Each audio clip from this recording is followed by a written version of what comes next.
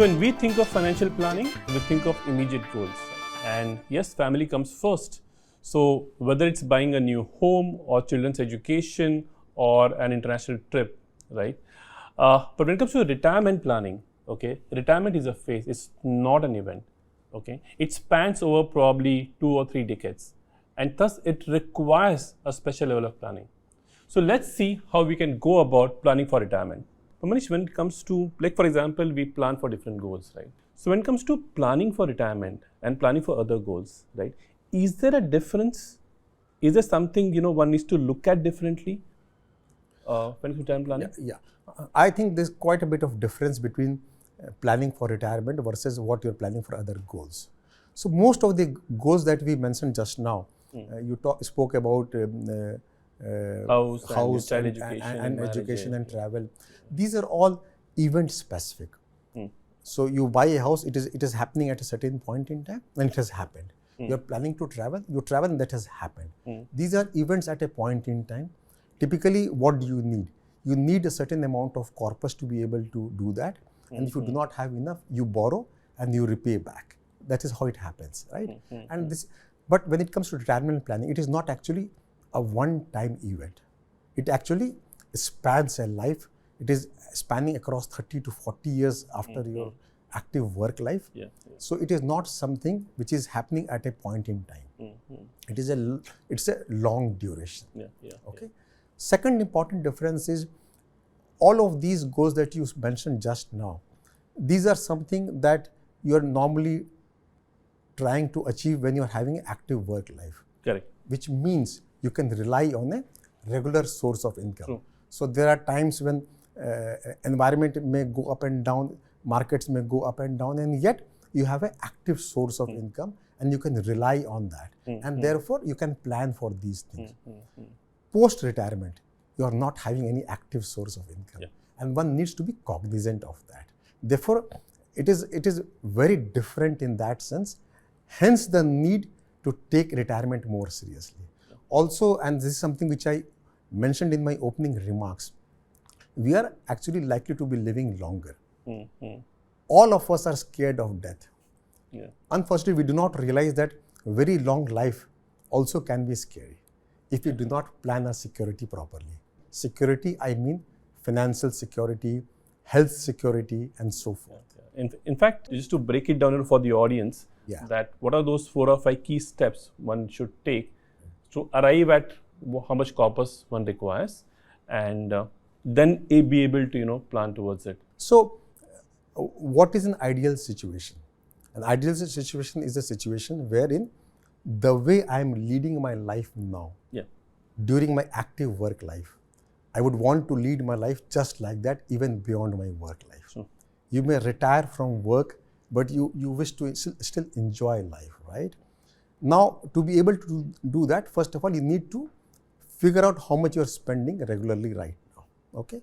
And whatever your monthly expenses are, now you know that those are the kind of expenses which you would be possibly incurring even post-retirement, maybe a bit here and there, right?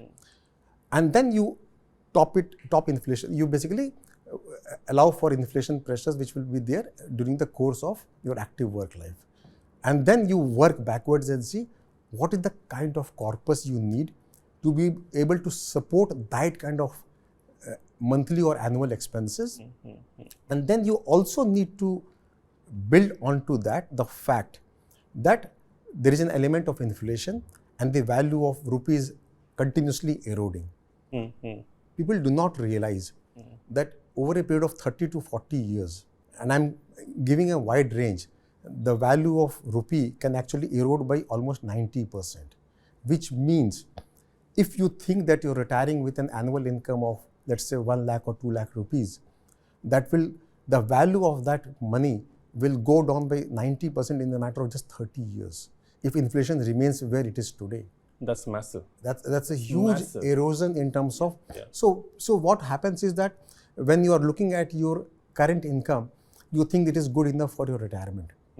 But when inflation starts hitting you, you realize that the current income is just not sufficient. And that is why it is important to plan for it, and in a manner that not only you are able to take care of immediate needs after retirement, you are also able to take care of the fact that your needs will grow beyond retirement because of inflation. Nowadays, people are actually working more and more in the private sector. Even those who are working in the government, not all of them have access to pensions, right? So what happens is like my father retired in 1992. Of course, he's no longer there, but his monthly pension at that point was just about 5,000 rupees. That was his monthly pension. Today, my mother alone. So what happens is when the person dies, then his spouse gets 50% of the pension, right?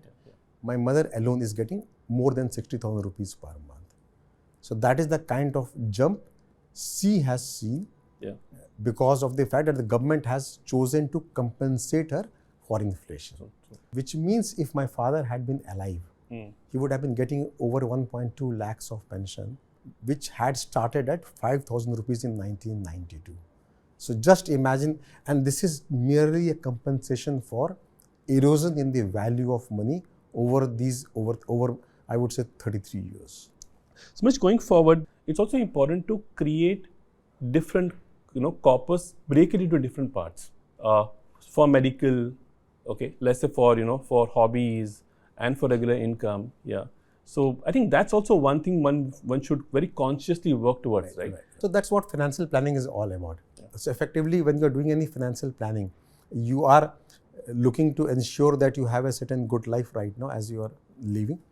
You plan for these one-time goals or event-based goals, and then you plan for retirement. So retirement planning has to be an integral part of overall financial planning for every household.